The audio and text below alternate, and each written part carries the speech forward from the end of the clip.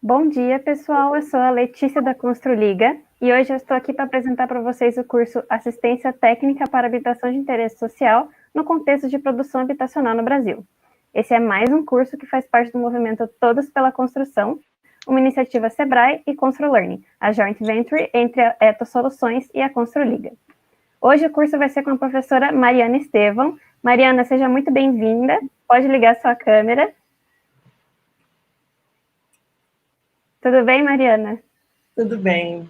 Bom Bom dia. dia, Letícia. Bom dia a todos. Só para deixar claro, não sou professora, sou arquiteta, sou empreendedora social, mas venho tentando disseminar a assistência técnica a partir de palestras e oficinas, workshops, mas não atuo, né, realmente como professora. Só para Então, falar para vocês um pouquinho o currículo da Mariana. A Mariana é arquiteta urbanista, formada pela Universidade Federal Fluminense, com especialização em Engenharia de Saúde Pública e Gestão de Infraestrutura Física em Saúde pela NSP Fiocruz. É fundadora da ONG Soluções Urbanas e idealizadora do projeto Arquiteta de Família. Foi também nomeada como Arquiteta do Ano pela FNA em 2015 e atualmente coordena capacitações em assistência técnica para melhorias habitacionais, com um programa de vivência em São Paulo e com workshops itinerantes em todo o país. Mariana, pode apresentar, falar para a gente tudo o que você tem para dizer hoje? Fique à vontade, o espaço é todo seu. Tá certo. Vamos lá. Obrigada pelo convite à Construliga. É a primeira vez que eu faço essa apresentação para um público que eu desconheço, né? Não sei exatamente quais as pessoas estão aqui presentes. Normalmente eu falo de arquiteta para arquitetos, estudantes de arquitetura. Então, eu peço desculpas caso em algum momento faltem as palavras, enfim. Vamos lá. Assistência técnica para habitação de interesse social no contexto da produção habitacional no Brasil.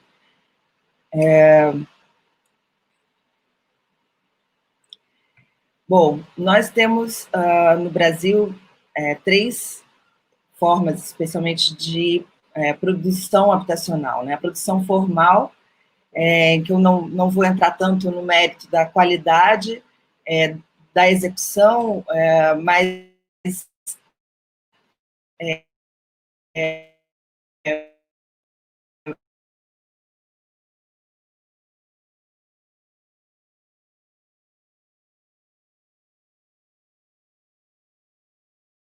potencial de aumento da qualidade, fotografias que mostram esse exemplo da produção formal, que nós tivemos um grande investimento nos últimos anos, até 2015, a produção informal, né, que dá origem às ocupações informais, às favelas, com a autoconstrução, e onde se peca muito pela qualidade de resultados e o comprometimento da qualidade do espaço habitado, mas é uma expressão da necessidade pela habitação, da necessidade por moradia decorrente da falta de acesso à moradia formal. A produção social, ela vem como uma forma de qualificar esse processo da autoconstrução, né? Ela pressupõe a participação das famílias envolvidas, em geral organizadas em movimentos, e acompanhadas, assessoradas por profissionais qualificados. Então, existe aí existem exemplos de resultados muito positivos desse processo, em que se agrega a construção dentro das normas e com materiais adequados e com projeto e com planejamento, ao envolvimento das famílias, trazendo aí resultados muito positivos. mas como os investimentos são muito baixos, né, nesse sentido, então a gente não tem exemplos muito positivos, mas muito aquém do que deveria existir, do que poderíamos ter para equacionar a questão habitacional. Então, um pouco mais sobre essa questão do equacionamento da questão habitacional, eu coloco aí esse ponto de interrogação, porque nós tivemos aí grandes investimentos até 2015, pelo Minha Casa Minha Vida e pelo PAC, mas a gente pode, apesar desse investimento grandioso, nós ainda podemos questionar se realmente o problema se desfez, né? Se realmente os números foram reduzidos. Nós temos que 60% da produção habitacional, em média, é informal, e um dado mais recente do CAU, do Conselho de Arquitetura e Urbanismo, é que 85% das construções no país são executadas sem um profissional habilitado, ou seja, apenas 15% das construções tem a responsabilidade técnica de um engenheiro ou de um arquiteto.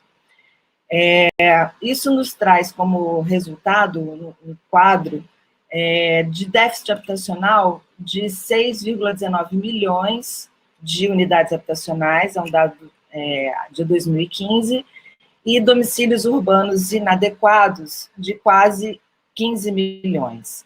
Né? O déficit habitacional ele é caracterizado pelas habitações precárias, a coabitação familiar involuntária, ônus excessivo com aluguel urbano, adensamento excessivo em imóveis alugados. Então, esse é o quadro de necessidade de novas construções. Enquanto os domicílios urbanos inadequados, eles são caracterizados pela inadequação fundiária, pela carência de infraestrutura, ausência de banheiro de uso exclusivo, cobertura inadequada, adensamento excessivo em imóveis próprios. A minha experiência de atuação é especificamente nas melhorias habitacionais, e aí que são que se enquadram nesses 3 últimos itens que eu comentei sobre a inadequação fundiária, né? A ausência de banheiro de uso exclusivo, cobertura inadequada, adensamento excessivo em imóveis próprios. Mas no dia a dia da atuação nos territórios, a gente percebe que esses números eles vão muito além desses itens que são descritos, né? A ausência de banheiro exclusivo é um problema, claro, evidentemente, mas existem muitos banheiros que são identificados como existentes, mas não atendem às especificações mínimas de um banheiro salubre, né? Então, a melhoria da qualidade desses espaços também é necessária. Em relação às coberturas inadequadas, a definição da Fundação João Pinheiro, que é quem define quem traz a definição sobre essas questões, ele classifica como cobertura inadequada os telhados feitos com materiais alternativos, né? E aí nós observamos que mais de 90% das moradias têm problemas de cobertura, coberturas com pé direito muito baixo, telhas, mesmo telhados feitos com telhas convencionais, mas telhas muito finas, que estão quebradas, ou com o madeiramento inseguro, enfim, mas e que não cumprem o seu papel de cobertura, né? Então, trazendo problemas de infiltração, goteiras, entrada de animais, ratos, enfim. A questão do adensamento excessivo dos imóveis é um problema que hoje, por exemplo, a gente traz bastante à tona, com essa necessidade de isolamento e a permanência no domicílio, quer dizer, já é uma situação em que as pessoas vivem no seu dia a dia, né? Mas hoje, com a questão da pandemia, essa situação ela se tornou ainda mais evidente. né? Esses itens, ausência de banheiro exclusivo, adensamento excessivo e um outro item que é o de problemas de conforto térmico, né, de frio excessivo e calor excessivo, são itens também que a Organização Mundial da Saúde chama atenção na questão da moradia, da habitação saudável, né? Então, são itens significativos para a gente chamar a atenção na questão das moradias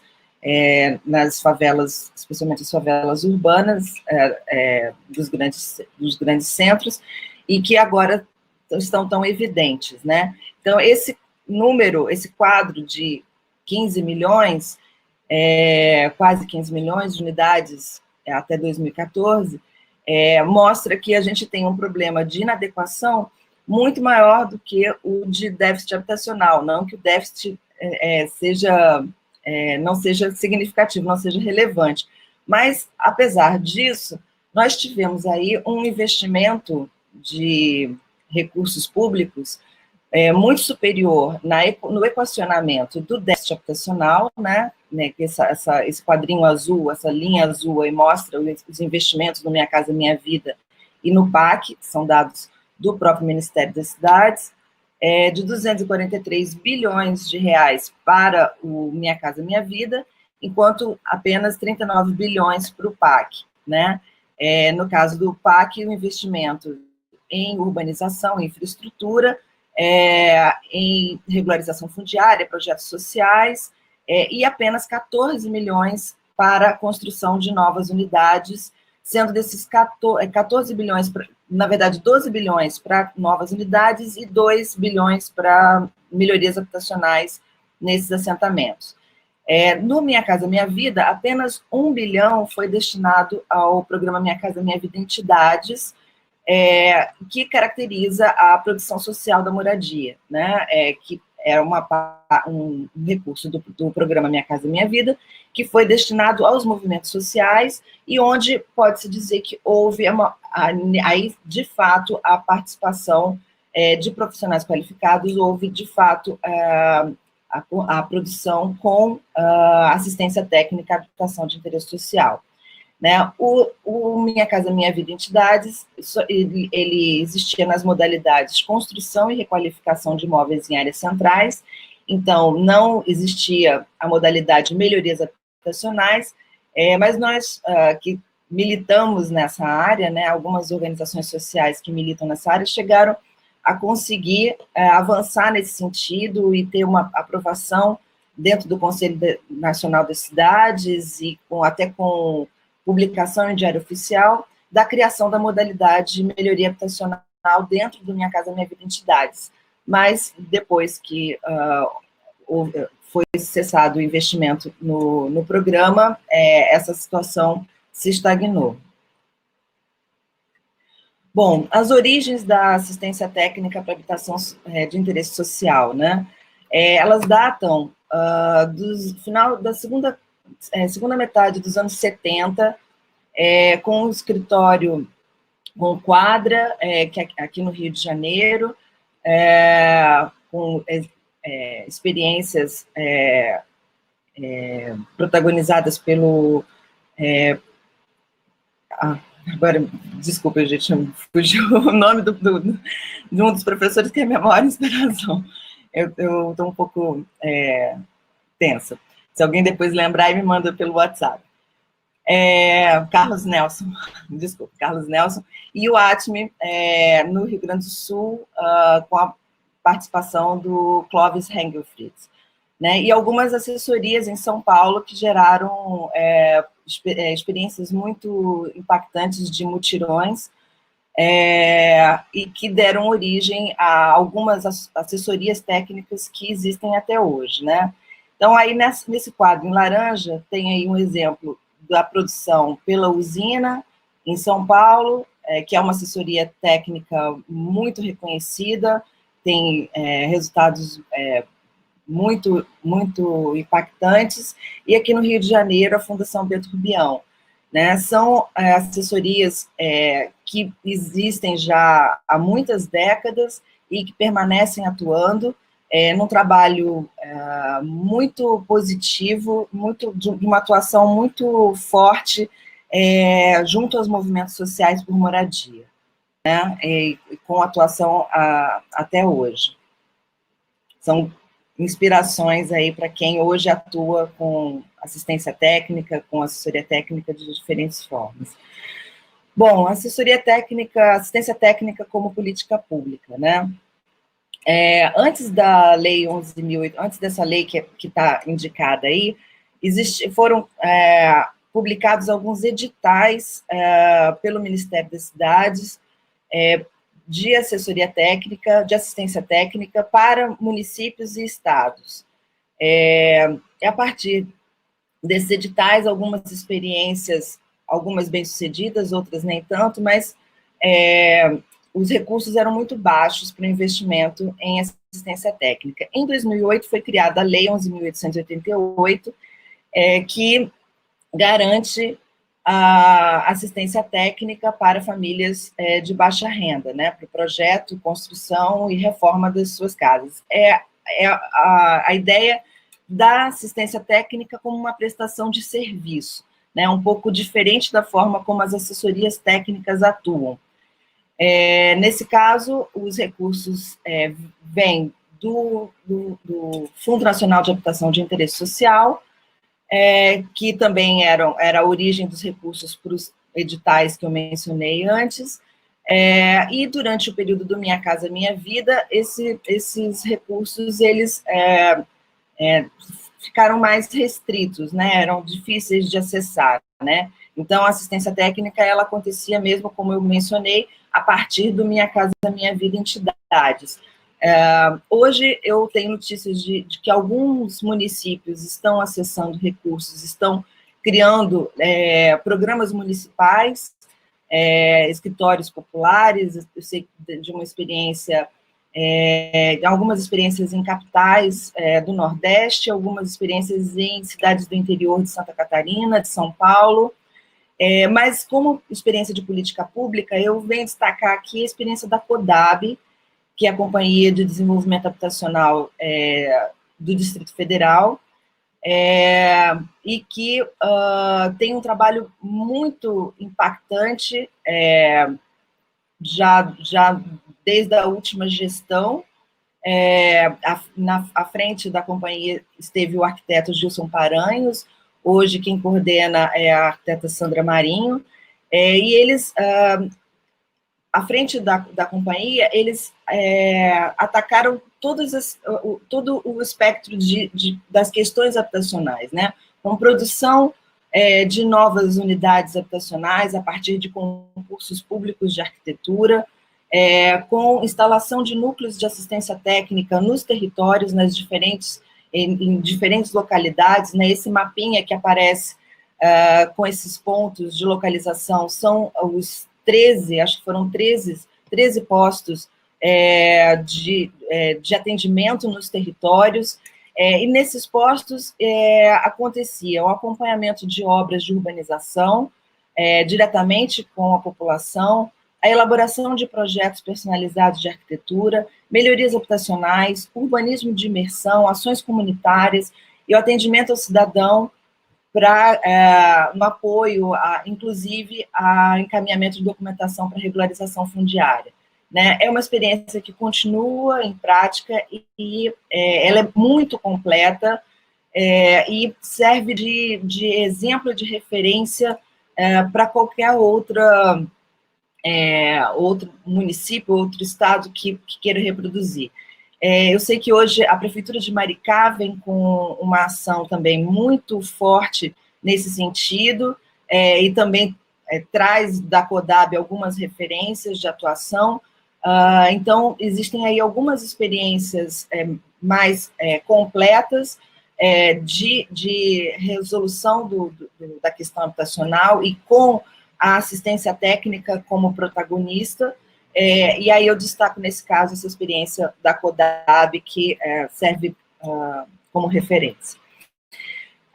A assistência técnica para habitação de interesse social na formação e atuação profissional, né?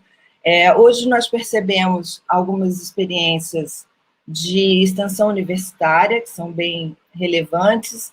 Existem algumas experiências de pós-graduação, né, já para profissionais formados, de residência e especialização, com destaque para a residência da Universidade Federal da Bahia, e que já criou algumas outras, já foi referência para a criação de outras experiências, inclusive na Universidade de Pelotas. Existe muita publicação científica nesse sentido, na livros, manuais, tanto pelas universidades como pelas entidades de classe.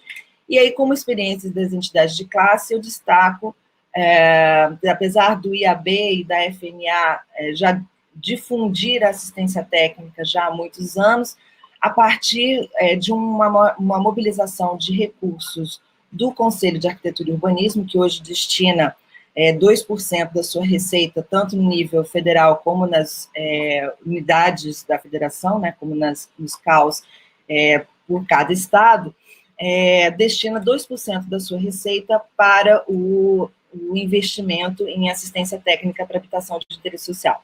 Então, esse investimento do CAU, ele deu origem a diferentes publicações, editais de fomento, e capacitações, e hoje é um recurso regular que pode perfeitamente ser utilizado, associado a experiências municipais, ou também a partir do apoio da iniciativa privada, enfim, e para fortalecer e enriquecer essa possibilidade aí de atuação e de qualificação da moradia. Por ATIs, por organizações sociais e cooperativas, né? Eu vou destacar aí, nesse caso, a atuação das Soluções Urbanas, que é a organização que eu presido, mas existem aí outras organizações bastante conhecidas, a Teto, que tem origem no Chile, mas hoje já existe em diferentes países, que atua especialmente na produção de moradias temporárias, emergenciais, né, destinada a famílias em situação de vulnerabilidade social extrema, em áreas que nem sempre são áreas consolidadas, né, mas eles têm todo um trabalho de envolvimento de voluntários, né, então, além do trabalho de qualificação da moradia, de resgate, de autoestima e de organização comunitária, eles têm aí também todo um trabalho de sensibilização de universitários, estudantes, é um trabalho bem interessante. Tem aí eu dou exemplo aí de algumas outras organizações sociais, mas vou agora me concentrar, explicar um pouquinho mais como é que funciona a metodologia do arquiteto de família, que foi desenvolvida a partir da experiência que nós conseguimos implementar a partir de uma cooperação técnico-científica com o Instituto Vital Brasil, em Niterói, entre 2009 e 2016. Na verdade, o trabalho se iniciou em 2008, mas diretamente no território em 2009. E ele pressupõe assistência técnica para melhorias habitacionais a partir de 3 principais pilares, né? Tem uma metodologia própria de assistência técnica para o projeto e obra, né? Então, a gente entende que o produto final da assistência técnica é a obra executada, as estratégias de viabilização econômica, então, nós trabalhamos criamos e experimentamos diferentes estratégias, né, desde ações de economia solidária, como feira de trocas solidárias, a criação de um fundo para poder oferecer o microcrédito habitacional. Então, foram estratégias que puderam viabilizar as reformas com a orientação técnica. E essas obras eram executadas tanto pela própria família, né, com autoconstrução assistida, por grupos de mutirão e também pela contratação de mão de obra para empreitada. E um terceiro pilar dessa ação era um investimento constante, permanente, no aprimoramento de processos de mão de obra. Então, nós, nesses anos todos, nós tivemos muitas experiências de criação de ferramentas para reduzir o tempo e o custo da assistência técnica, para reduzir os custos de obra, desenvolvimento de produtos, qualificação da mão de obra local, enfim, um investimento permanente nesse aprimoramento. Aí eu tenho algumas fotos de antes e de depois, a foto de cima da fachada é da experiência de Niterói, e do lado já a experiência que hoje está em atividade, num território em Mauá, que é a região metropolitana de São Paulo, da região do ABC, onde hoje as soluções urbanas vêm atuando. O início há pouco tempo, então ainda com resultados em relação à mobilização das famílias, ainda bem mais tímido do que a experiência de Niterói, em que as famílias tinham uma participação ativa, apesar da ação ser individualizada, ser casa a casa, nós sempre promovemos ações de mobilização e de discussão coletiva e para garantir a organização comunitária e a mobilização das famílias. Eu vou agora, nesse momento, passar rapidamente um vídeo, antes dos meus últimos slides, que mostra um pouco dessa experiência em Niterói, que foi interrompida em 2016, infelizmente, pelo problema da crise econômica no país, e especialmente no estado do Rio, mas que mostra um pouquinho como é que era o nosso dia a dia, e aí depois eu dou sequência aos últimos slides.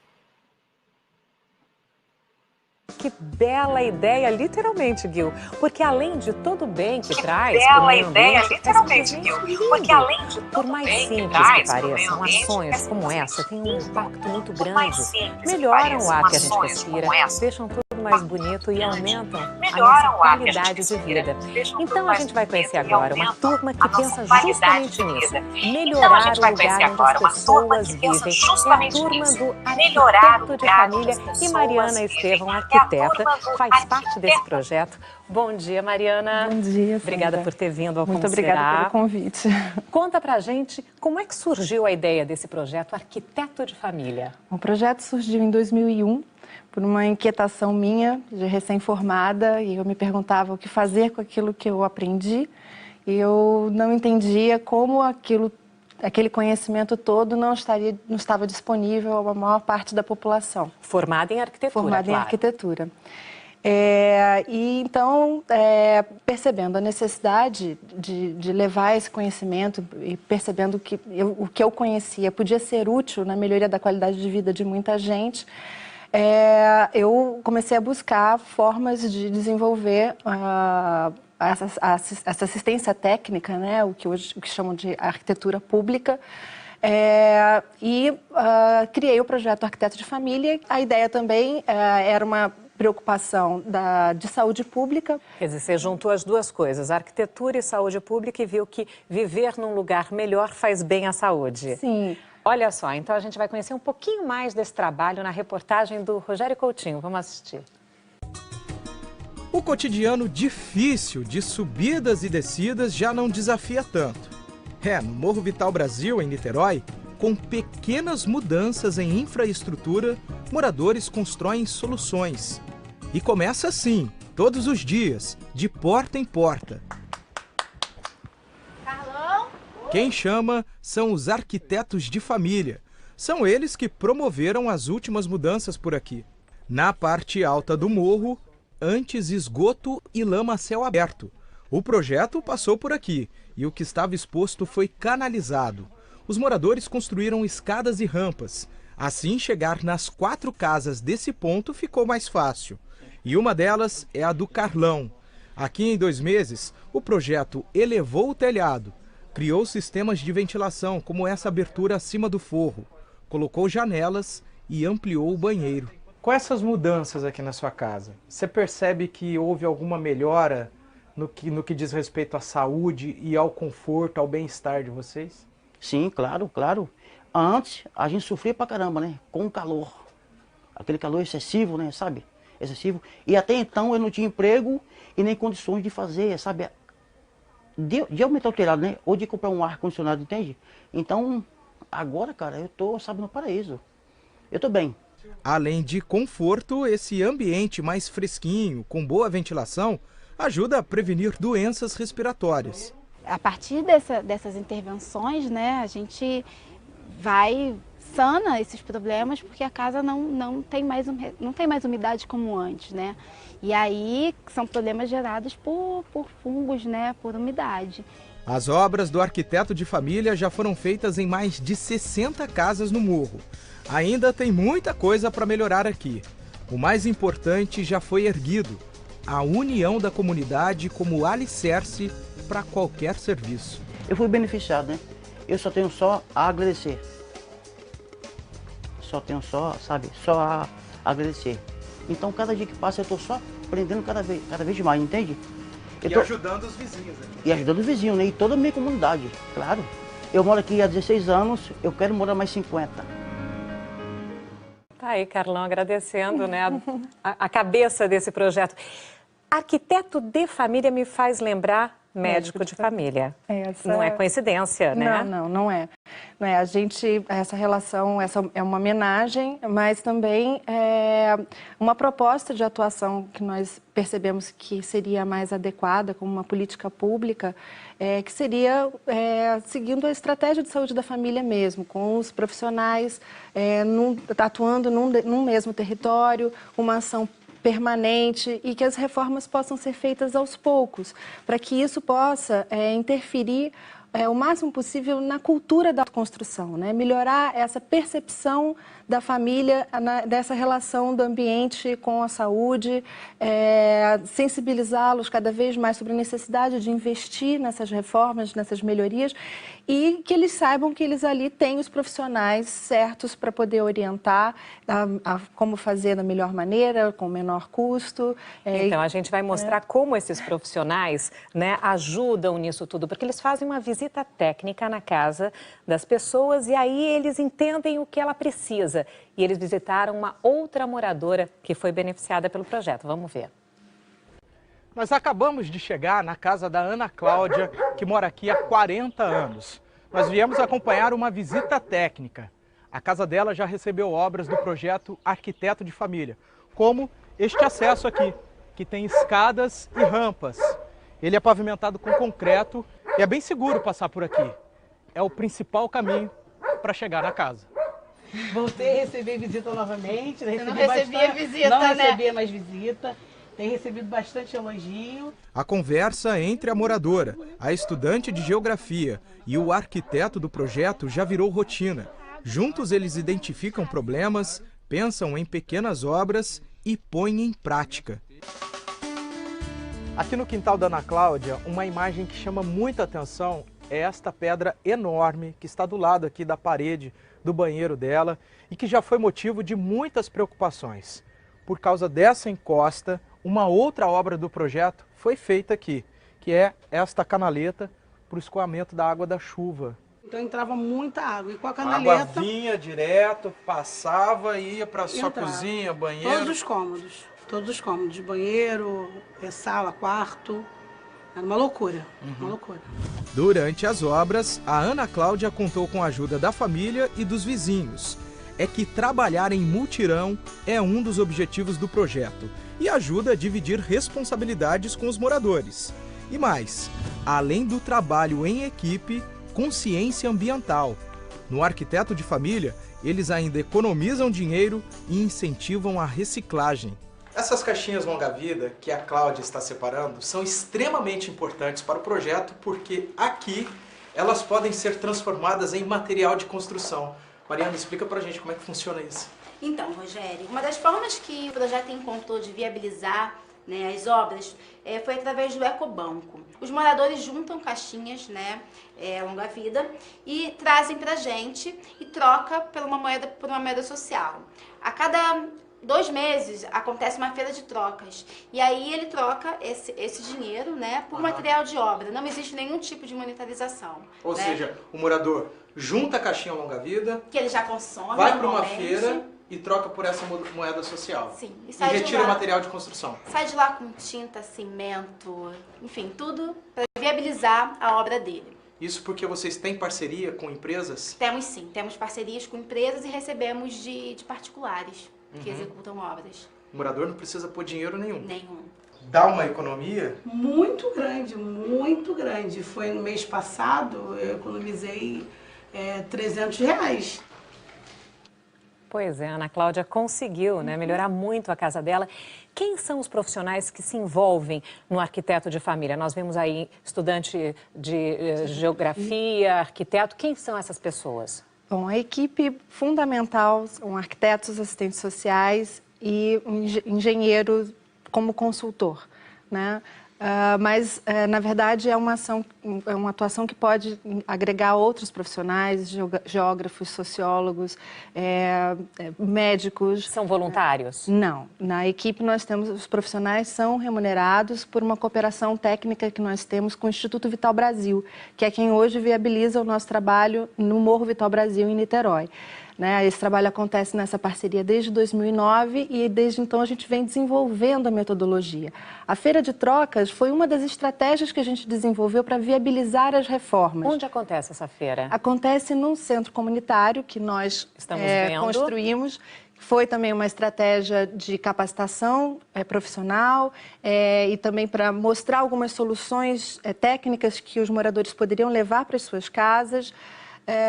E ela é abastecida por doação de sobras de obras, né? Então nós temos parceria com uma grande loja de material de construção que nos doa o material que não serve mais para venda. Nós recebemos doações de particulares que fazem obras e sobra um pouquinho, a gente coleta. As pessoas que querem que suas casas sejam reformadas, elas entram numa lista de inscrição? Como é que funciona? Sim, hoje a gente trabalha por demanda espontânea, a família nos procura e aí a gente agenda uma visita, faz uma primeira avaliação, observa se a casa pode ser reformada, se não existe nenhum impedimento para que essa casa seja reformada. E aí nós construímos, junto com a família, identificamos quais são as principais necessidades e construímos as formas de executar essa reforma. E, na verdade, trabalhamos com soluções diversas para se adequar aos diferentes perfis de família. Então, a gente não exige que a família participe de um grupo de mutirão. Tem famílias que não se adequam a esse tipo de solução. Então, ela pode utilizar uma mão de obra da própria família ou uma contratação. E a gente também trabalha com o microcrédito, que é uma outra forma de acesso a recursos. O que você sente quando você vê essas casas sendo refeitas e vendo essas famílias vivendo bem? Qual é a sua satisfação? De perceber que realmente a gente tem condições de atender a um número muito grande de famílias, de contribuir com a melhoria da qualidade do espaço dessas famílias. E o resultado mais incrível é perceber a satisfação, a felicidade e ouvir de uma mãe que o seu filho não tem mais um problema respiratório e que ela entende qual é o trabalho que um arquiteto faz. Finalmente, né? Finalmente. E eles têm direito a ter acesso a exato, isso, né? Claro. Muitíssimo obrigada, Mariana, pela sua presença aqui muito no obrigada. Como Será. Parabéns pelo arquiteto de família. Brilhante essa ideia. Muito obrigada.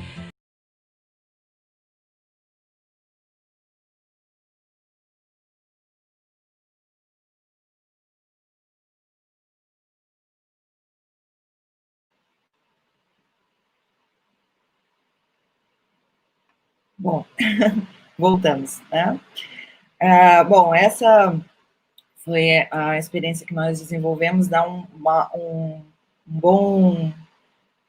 palhinha aí interessante sobre tudo que a gente conseguiu, um pouco do que desenvolver lá. Infelizmente, essa experiência foi paralisada, e agora a gente tenta um outro formato, agregando todo esse conhecimento adquirido já agora em Mauá, em São Paulo. Bom, a assistência técnica pela iniciativa privada, né, existem aí muitas experiências hoje de negócios sociais, especialmente voltados para a melhoria habitacional. Né? Eu aqui começo destacando o Terra Nova, que é uma experiência de negócio social para regularização fundiária, também com resultados muito positivos. E aí destaco aqui a Vivenda, que acho que foi o primeiro negócio social nesse setor, nesse segmento, e que é o mais conhecido, é o que tem uma grande repercussão na mídia, já, né, tem uma experiência, inclusive, de parceria com a Prefeitura de Campinas, e a estratégia da Vivenda é um negócio, eles vendem a reforma, o produto final reforma para as famílias em assentamentos, né?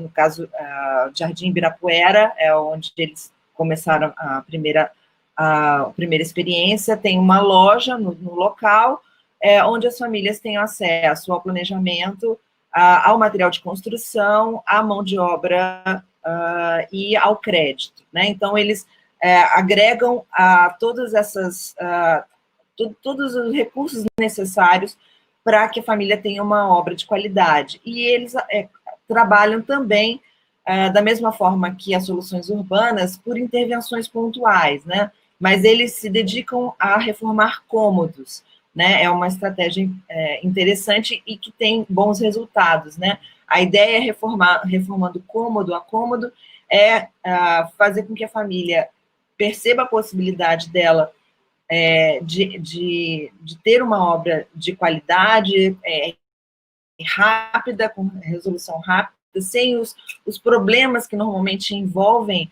as reformas, em que as famílias é quem tem que ser os responsáveis pela compra do material, enfim, a articulação com a mão de obra, enfim. Então, eles conseguem, com isso, dar resultados melhor, tanto no processo como no produto final.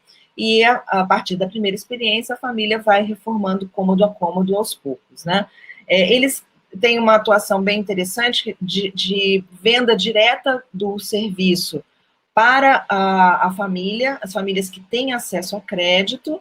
Então, eles têm, a família, nesse caso, paga por todo o serviço. Eu vi que alguém fez uma pergunta no chat, depois eu vou responder uma, mas sobre o pagamento da assistência técnica, e nesse caso, as famílias que têm acesso a crédito, elas pagam.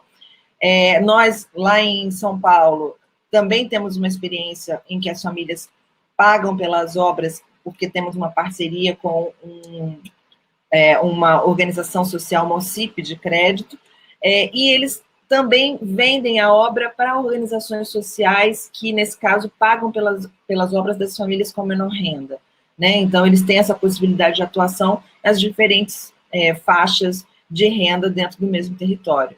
Existem aí algumas outras experiências de negócios sociais, e são muitas hoje no país, na verdade, mas aí eu destaco as mais antigas, a Moradigna, Favelar, escritórios populares, escritórios que atuam tanto com os clientes convencionais, né, de arquitetura, mas também tem os movimentos sociais como clientes, e aí, nesse caso, tem a arquitetura humana do Rio Grande do Sul, que tem um trabalho com movimentos sociais lá em Porto Alegre, a Habitar, que hoje era de 2 sócias, mas que hoje já se desfez e tem um trabalho muito significativo junto com uma comunidade em Diadema, que elas fizeram todos os projetos de construção, né, a partir do zero, para uma organização de moradores, com os projetos evolutivos, né, com a obra sendo construída aos poucos. E aí agora tem uma proliferação de startups, algumas apoiadas pela Artemisia e por outras aceleradoras de negócios sociais.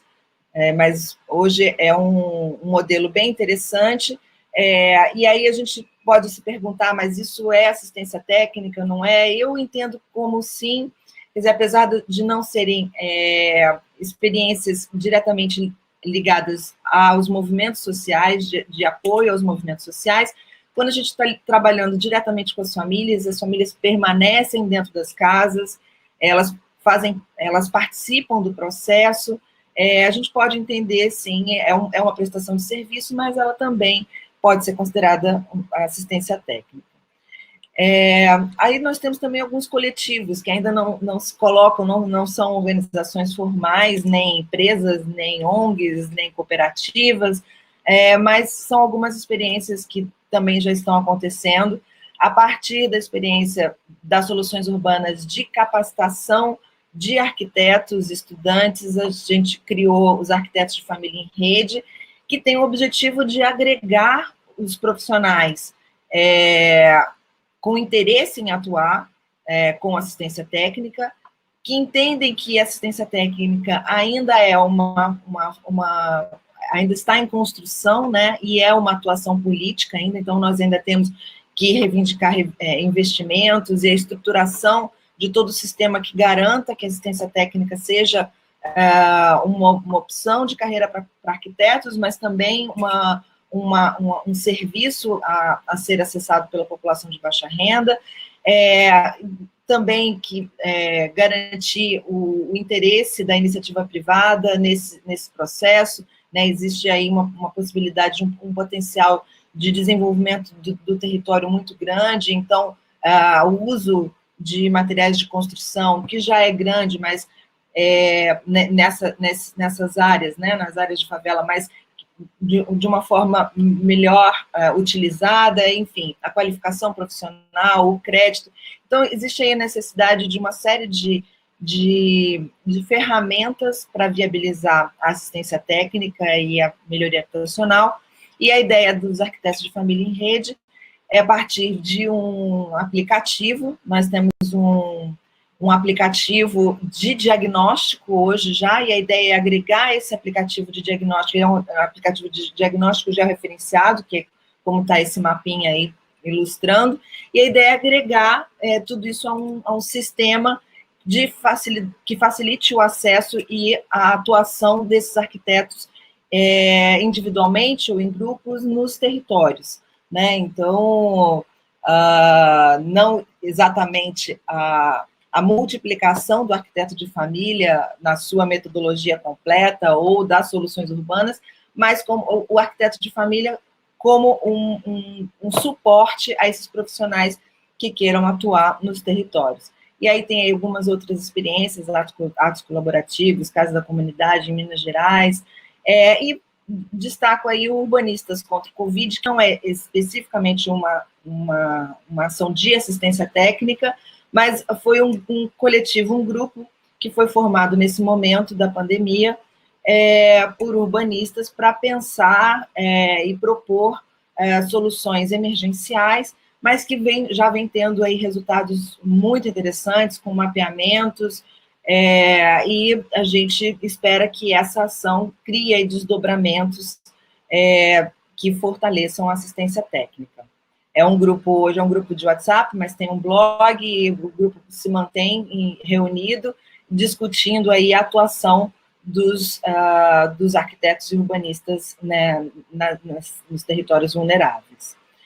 A assistência técnica tem um potencial de desenvolvimento local muito grande, né, especialmente a partir da permanência no território, né. Nós podemos observar nessa experiência no Vital Brasil em Niterói que essa atuação contínua é que garante esse desenvolvimento, né.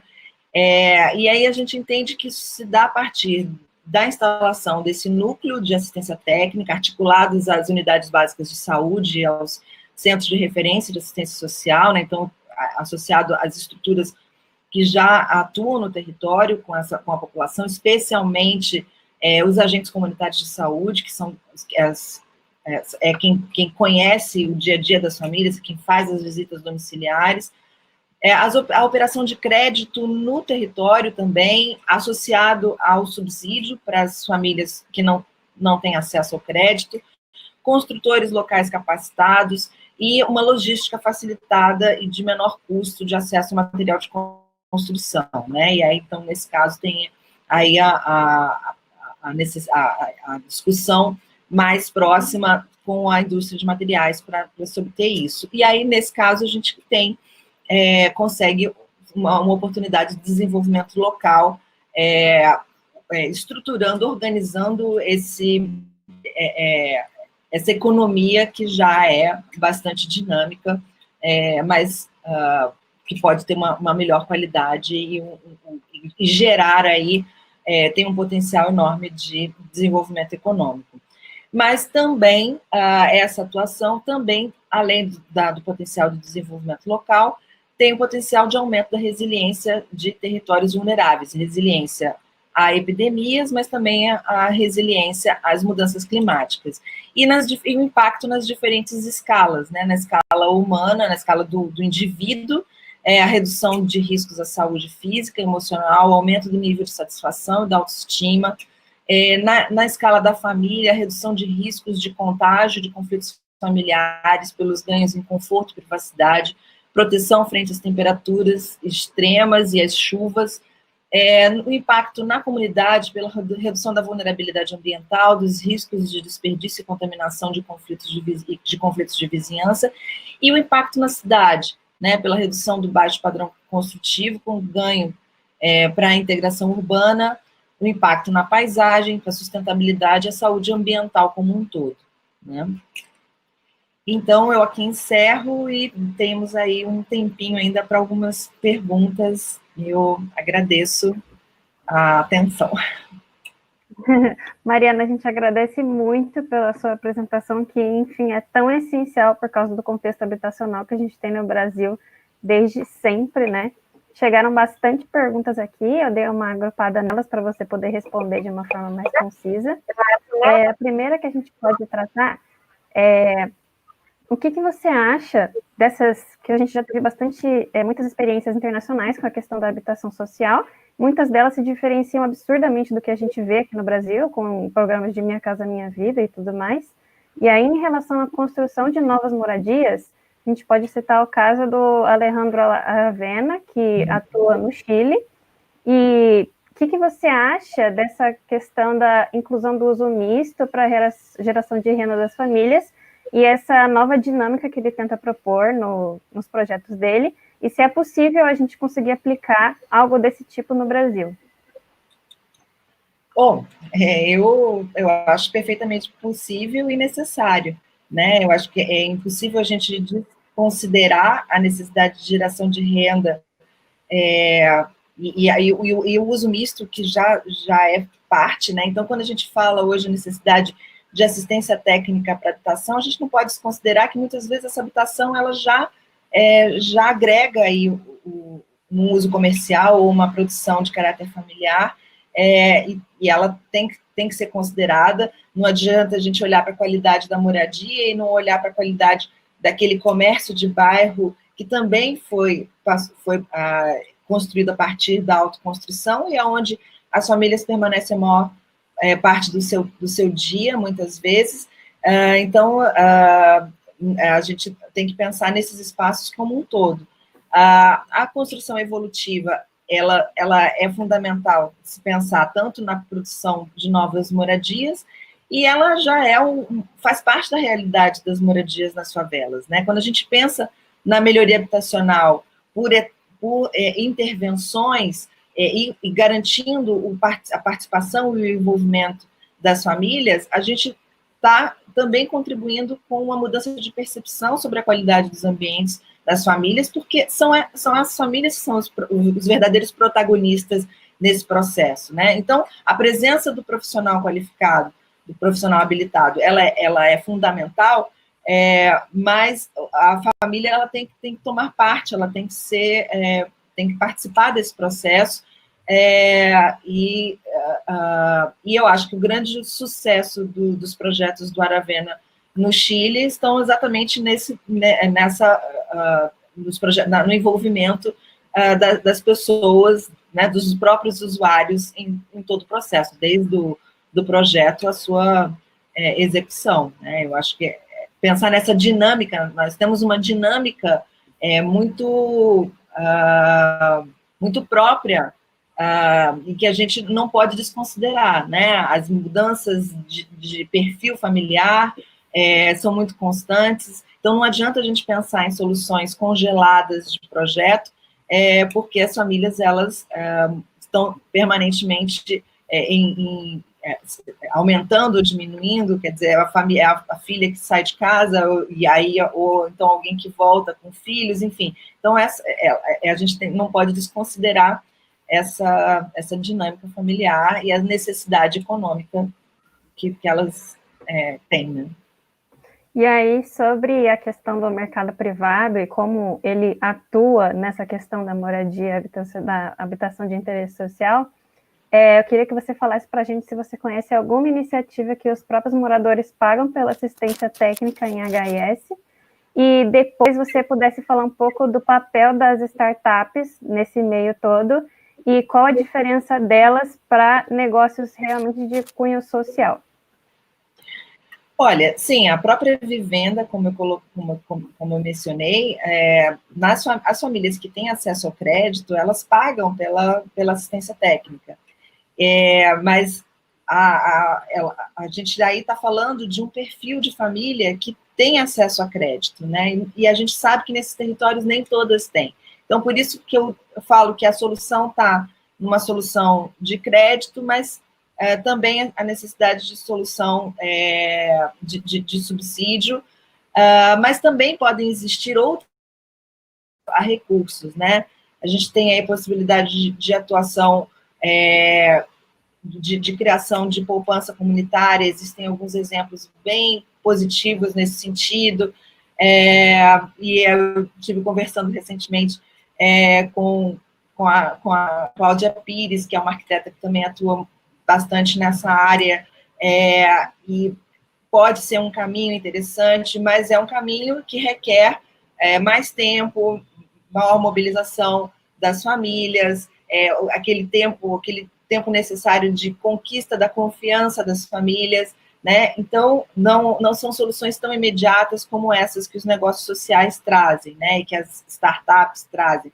Eu não conheço todos os modelos das startups, quero muito conhecer, mas eu acho que a maioria vem dentro dessa mesma lógica que a vivenda traz, do acesso a crédito, como uma forma, assim, da família pagar pela assistência técnica.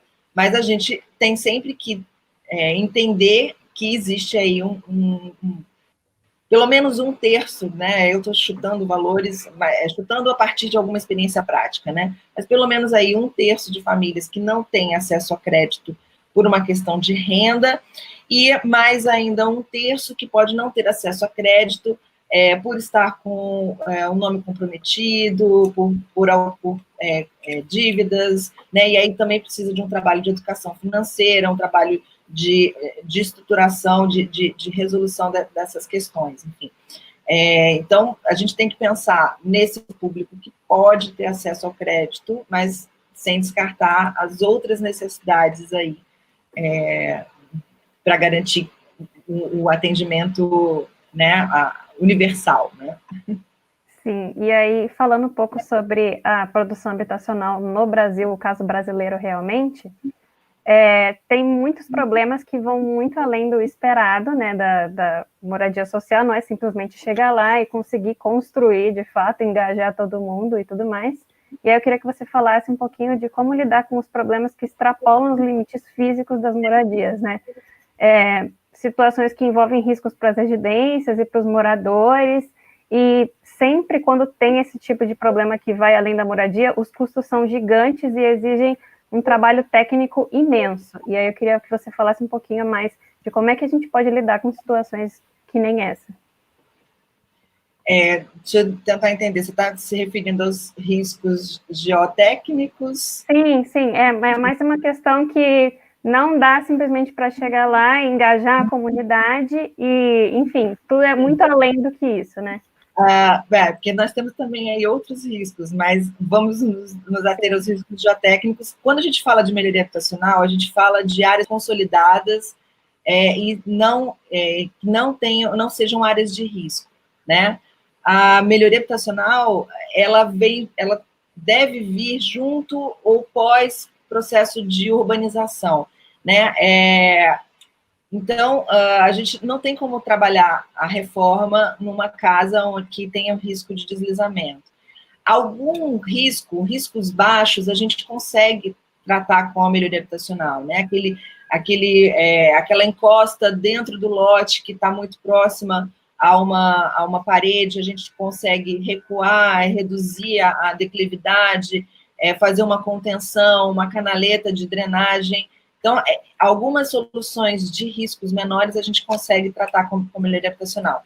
Agora, os riscos maiores que há necessidade, ou de soluções de engenharia mais pesada, ou mesmo a necessidade de remanejamento das famílias para outras áreas, aí a necessidade de investimento público maior e de inclusão dessas famílias em outros programas habitacionais. É o caso, aí nesse caso, são famílias que fazem parte do déficit habitacional, né, que precisam de moradia nova, né. Então, quando a gente está falando de melhoria habitacional, a gente tem que ter em mente que a gente vai trabalhar com áreas consolidadas e já com infraestrutura.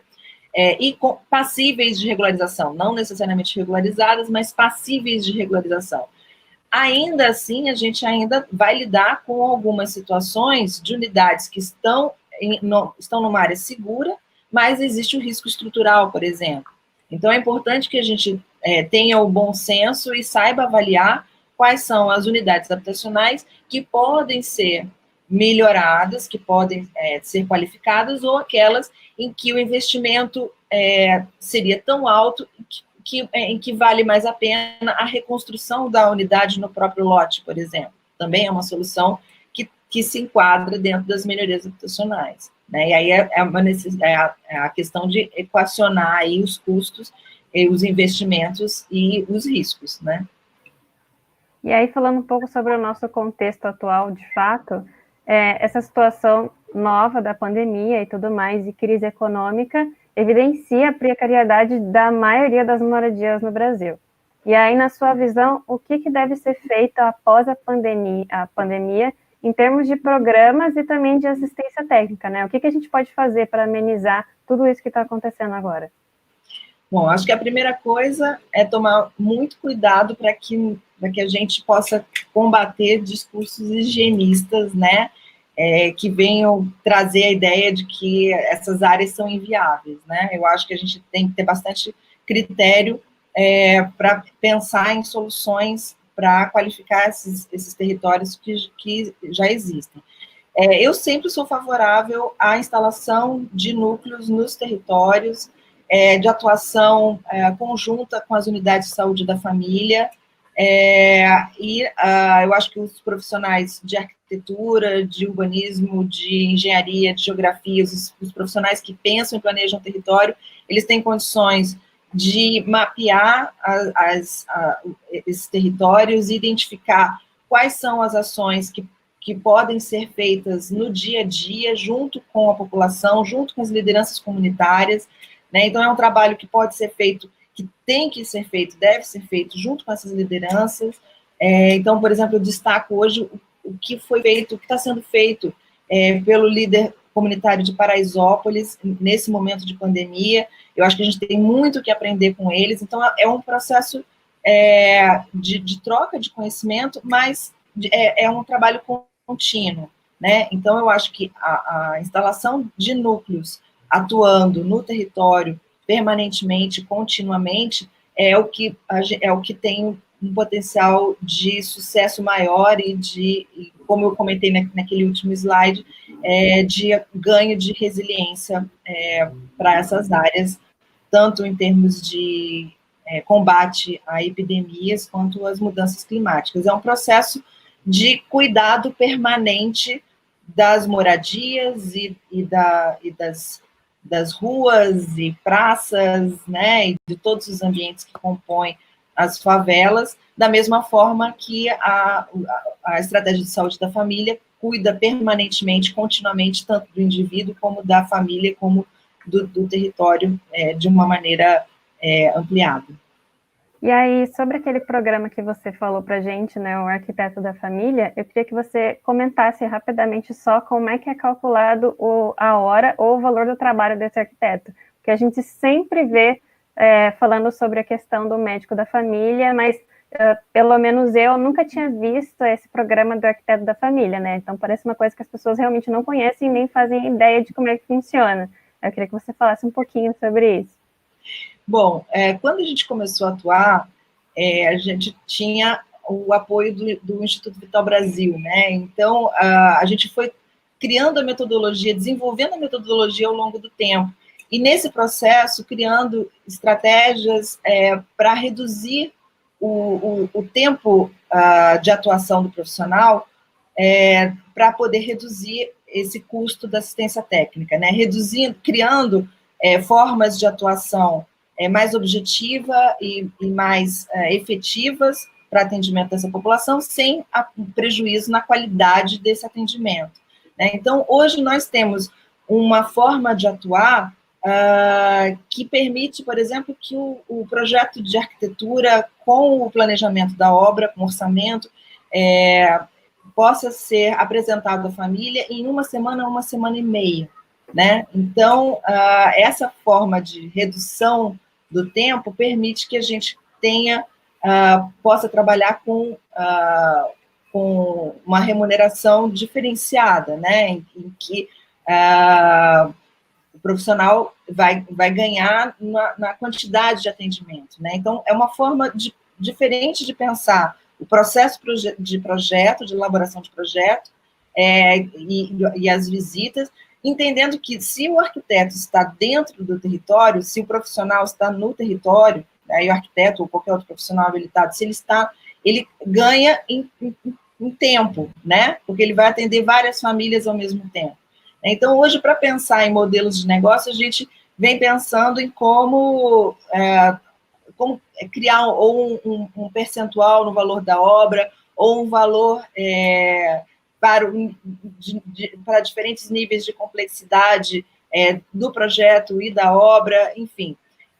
Mas não vou te apresentar aqui exatamente um valor específico, mas sim, são valores que fogem da tabela de honorários, né, convencional, mas porque trazem uma proposta de atuação diferente, sem prejuízo algum para a qualidade. Então, hoje a gente não trabalha, não faz o projeto da casa como um todo. A gente faz um diagnóstico da moradia total, identifica as prioridades de intervenção junto com a família e faz o projeto executivo daquela intervenção prioritária, cuja obra será realizada imediatamente, né, de acordo com os recursos disponíveis. Então, é uma forma de atuar que faz com que a gente ganhe tempo, né, reduzindo os custos, mas garante um olhar para a casa como um todo, né, mas não a elaboração do projeto de reforma completo, que aí demandaria muito tempo e também foge um pouco da expectativa da família, né? A gente percebeu que se a gente levasse mais de 3 semanas para dar uma resposta para a família já se sentia desassistida, já achava que havia sido abandonada pelo profissional. Então, a gente percebeu até uma necessidade de dar uma resposta mais rápida, também para atender essa expectativa da família. Então, a família, com isso, consegue ter uma compreensão total das necessidades de investimento na casa dela, mas a gente vai trabalhar especificamente na obra que vai ser executada naquele momento. E aí, como última pergunta, eu vou perguntar a sua opinião sobre os programas habitacionais da Caixa, que a gente tem aqui no Brasil, e se as normas rígidas que eles têm podem acabar limitando a inovação nesse tipo de construção, né? Que tudo acaba ficando muito engessado. Eu acredito, eu acho que sim. Nós passamos por uma experiência com a Caixa Econômica, e aí, no caso das melhorias habitacionais, as regras são ainda mais cruéis, porque a gente trabalha unidade a unidade, né? Então, nós tínhamos que apresentar para a Caixa Econômica projeto executivo, com os projetos complementares, para 100 unidades habitacionais, e uma a uma, né, uma diferente da outra. E aí foi também o que fez a gente perceber a necessidade de mudanças de processo, então as exigências devem ser, sim, revistas nesse caso. E para construções novas, eu acho que a gente pode ter uma flexibilidade maior, mas eu aposto muito no investimento de novas construções na produção social da moradia, sempre envolvendo as famílias, de preferência. É claro que a gente também existe necessidade de uma produção mais dinâmica, mais rápida, que é o que eu chamei de produção formal, mas eu acho que a qualidade dos resultados a gente sempre tem com esse envolvimento maior. E aí também há necessidade de uma flexibilização da Caixa Econômica nesse processo, porque eu sei que as assessorias técnicas que atuam junto aos movimentos sociais, quando tem que lidar com a Caixa Econômica, enfrentam aí algumas dificuldades, algumas barreiras em função de exigências das assessorias técnicas, como se fossem empresas privadas, enfim. Então, na verdade, existe uma necessidade aí de flexibilização da Caixa em muitos sentidos, não só em termos de normas e materiais. E aí, quando a gente fala de normas, né, quando a gente está trabalhando com melhoria habitacional, aí mesmo é que as normas a gente tem que observar com muito cuidado, porque a gente vai trabalhar com construções já pré-existentes, feitas sem a observação das normas, né? Então, tudo isso, acho que são questões que a gente tem aí para discutir, sim. Bom, pessoal, infelizmente nosso tempo está acabando. Eu agradeço muito a presença da Mariana e essa apresentação incrível que ela fez para a gente. E agradeço também todos que prestigiaram esse curso. Foi um prazer interagir com vocês dentro desse ambiente maravilhoso que é o Todos pela Construção. Nossa proposta é disponibilizar 100 cursos de 60 minutos, todos online e gratuitos. Eles já estão disponíveis no nosso canal do YouTube e nas redes sociais, no Instagram, Facebook, Twitter e LinkedIn. É uma iniciativa da ConstruLearning, uma joint venture entre a Eto Soluções e a ConstruLiga. Nós ainda temos alguns cursos pela frente, então fiquem de olho na agenda. Um grande abraço para todos vocês, um grande abraço para você, Mariana, e eu espero encontrar vocês nas próximas. Tá certo, eu agradeço a presença de todos, e se ficar alguma pergunta, eu ainda não consegui olhar o chat com calma, só vi enquanto estava o vídeo, se ficar alguma pergunta, depois é só me passar que eu respondo, tá bom? Então tá bom, muito obrigada, Mariana, até mais.